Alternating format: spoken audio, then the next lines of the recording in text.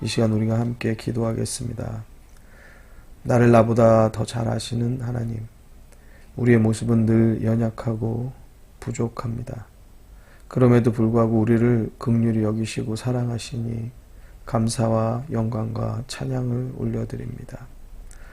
오늘도 죄 많은 우리의 삶이지만 십자가의 사랑, 그 보혈의 은혜를 바라보며 기도드립니다. 우리의 삶이 하나님의 말씀을 따라 순종하는 삶이 되기를 소원합니다. 우리의 믿음이 연약하여 넘어질 수 있으나 주저앉아 있지 않게 하시고 일어서서 다시 결단하고 주의 길을 따르는 믿음의 삶이 되도록 용기와 힘을 더하여 주옵소서. 특별히 이 시간에 사랑하는 조용권 집사님을 위해서 기도합니다. 암 수술 후 입원하여서 치료 중에 있습니다. 오랜 시간 병마와 싸우며 심신이 연약하여 지쳐 있사오니 하나님께서 이 모든 투병에서 승리할 수 있도록 믿음과 힘을 주옵소서. 이제 내가 예수 그리스도의 이름으로 명하노니 너 악하고 추악한 귀신아 병마야, 그 모든 묶음을 풀고 떠나갈 지어다. 내가 한 길로 왔을지라도 7길로 떠나갈 지어다. 우리 집사님의 마음 가운데에 하나님께서 고쳐주신다는 확실한 믿음이 가득하게 하여 주옵시고 몸 안의 모든 면역력이 좋아지게 하여 주시어서 속히 건강을 잊고 교회에 나와 하나님께 예배하고 영광 올려드리는 강건의 삶을 허락하여 주옵소서. 아내 이은분 집사님의 마음을 하나님께서 주시는 평안으로 인도하여 주옵시고 자녀들 가운데에도 부모님을 위하여 기도함으로 온 가족이 사랑으로 하나 되는 은혜의 시간을 더하여 주옵소서. 예수님의 이름으로 기도드리옵나이다. 아멘. 사랑하는 성도 여러분, 세상의 삶은 늘 고난과 고통이 끊이질 않습니다. 시편 46편 기자의 고백이 우리의 믿음의 고백이 되기를 원합니다. 하나님은 우리의 피난처시요 힘이시니 환난 중에 만날 큰 도움이시라. 그러므로 땅이 변하든지 산이 흔들려 바다 가운데 빠지든지 바닷물이 흉흉하고 뛰놀든지 그것이 넘침으로 산이 요동할지라도 우리는 두려워 아니하리로다. 이 시간에 함께 내 가족과 같은 마음으로 조용권 집사님과 이은분 집사님을 위하여서 기도해 주시기 바랍니다. 또한 우리 주변의 건강의 어려움과 고통과 고난 속에 있는 성도들을 위해서 그 이름 불러서 함께 기도해 주시기를 부탁합니다. 이 시간에 잠시 함께 기도하겠습니다.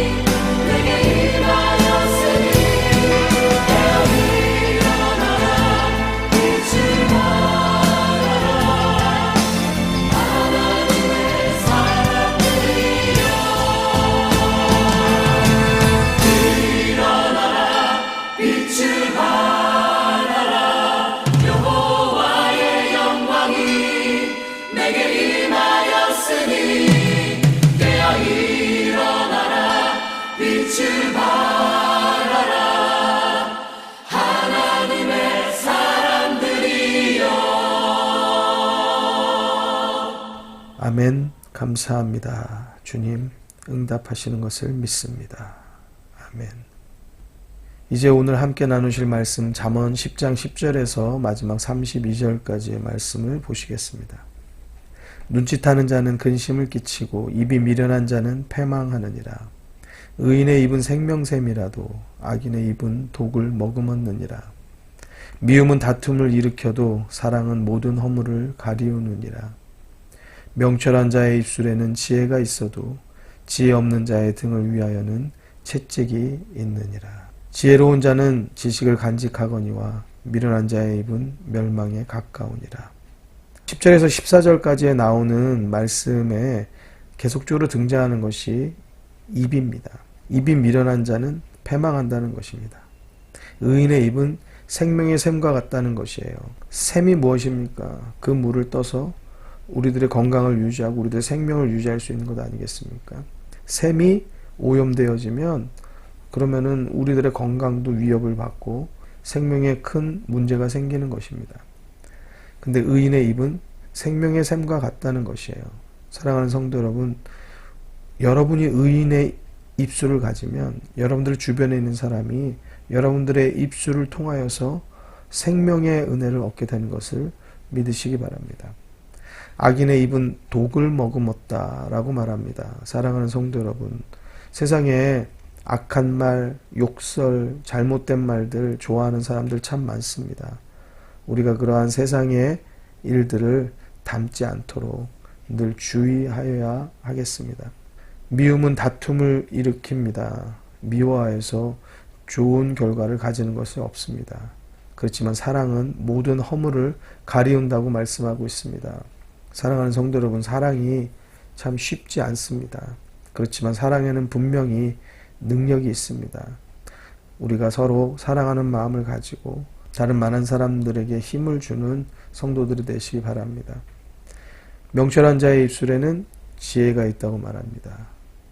지혜 없는 자의 등을 위하여서는 채찍이 있다고 합니다. 채찍이 안 좋은 것으로만 생각할 것은 아닙니다. 물론 조금 무시무시한 단어가 써 있어서 성경에 뭐 이렇게까지 이야기할 것이 있을까 생각하지만 채찍의 원어가 주는 뜻은 바로 잡는다는 뜻을 가지고 있습니다.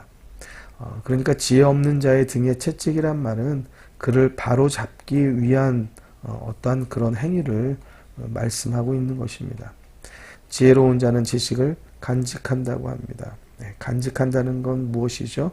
물건 따위를 어떤 장소에 잘 간수하여 두는 것도 그렇게 표현할 수 있고요. 생각이나 기억을 마음속에 깊이 새겨두는 것, 그것을 말할 수도 있습니다. 그러니까 지혜로운 자는 지식을 잘 간수하여 둘 수 있는 능력이 있다는 것이에요. 그리고 그것을 요긴하게 잘 쓸 수 있다는 거죠. 그렇지만 미련한 자의 입은 멸망으로 늘 가까워 간다는 겁니다. 사랑하는 성도 여러분, 여러분들이 있어서 여러분들의 주변이 생명의 은혜 또 위로의 은혜를 받게 되기를 주의 이름으로 축원합니다. 15절부터 17절까지의 말씀입니다. 부자의 재물은 그의 견고한 성이요 가난한 자의 궁핍은 그의 패망이니라. 의인의 수고는 생명에 이르고 악인의 소득은 죄에 이르느니라. 훈계를 지키는 자는 생명길로 행하여도 징계를 버리는 자는 그릇 가느니라. 재물에 대해서 이야기합니다. 재물이 많으면 견고한 성이 될 수도 있지만 그 재물이 없으면 우리들 가운데 굉장히 어려운 일이 될 수도 있습니다. 그렇지만 중요한 것은 의인의 수고를 통한 재물이 생명에 이른다는 것을 밝혀주고 있습니다. 의인의 수고라는 것은 합당한 방법을 통하여서 합당하게 온전하게 얻어진 보수 또 얻어진 소득을 말하는 것입니다. 그렇지만 악인의 소득은 죄에 이른다라고 말씀하고 있습니다. 점점 이 세상은 땀 흘려서 일하기보다 한 번에 한 건으로 어떠한 한탕으로 이러한 일확천금의 그러한 잘못된 경제적인 생각을 가지는 사람들이 많아지고 있습니다. 성경은 우리들 가운데 땀 흘리고 수고한 것, 그것에 대한 결과, 열매, 결실을 얻는 것, 그것이 복된 일이다라고 말씀하고 있습니다. 사랑하는 성도 여러분, 오늘도 여러분들의 삶의 일터에서 수고하고 땀 흘리고 힘쓰셨다라고 하면 그 모든 수고의 열매, 결실들을 옳게 온전케 거두게 되기를 주의 이름으로 축원합니다. 훈계를 지키는 자는 생명길로 행한다라고 말씀합니다. 잠언이 계속 말하는 훈계, 책망 이런 것이죠. 이것은 곧 지혜를 주고 생명길이 된다는 것이에요. 그러나 징계를 버리는 자는 그릇 가게 된다.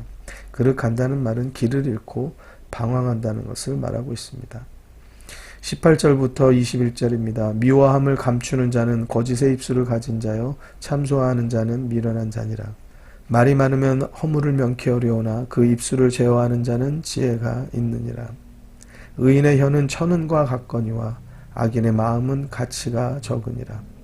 의인의 입술은 여러 사람을 교육하나 미련한 자는 지식이 없으므로 죽느니라. 오늘 읽으신 잠언 10장의 내용에 10절에서부터 마지막 32절까지 굉장히 많은 부분들이 입에 대하여서, 입술에 대하여서, 혀에 대해서 이야기하고 있습니다. 10장 1절 첫 번째 절에 솔로몬의 잠언이다 지혜로운 아들은 아비로 기쁘게 한다. 미련한 아들은 어머니의 근심이 된다. 라는 말씀에 아주 중요한 부분, 굉장히 많은 퍼센트를 차지하고 있는 부분이 우리의 입술, 우리의 혀에 달려있는 경우가 많이 있는 것을 우리가 말씀을 통하여서 엿볼 수 있는 것입니다. 미워함을 감추는 자는 거짓의 입술이다. 성경은 이 미워하는 마음을 용서하는 마음, 사랑하는 마음으로 바꾸는 것을 옳은 것으로 말하는 것이지, 미워함을 감추고 억제하는 것, 이것을 우리들 가운데 옳게 여기는 것은 아닌 것이죠. 참소하는 자는 미련한 자다 말씀합니다.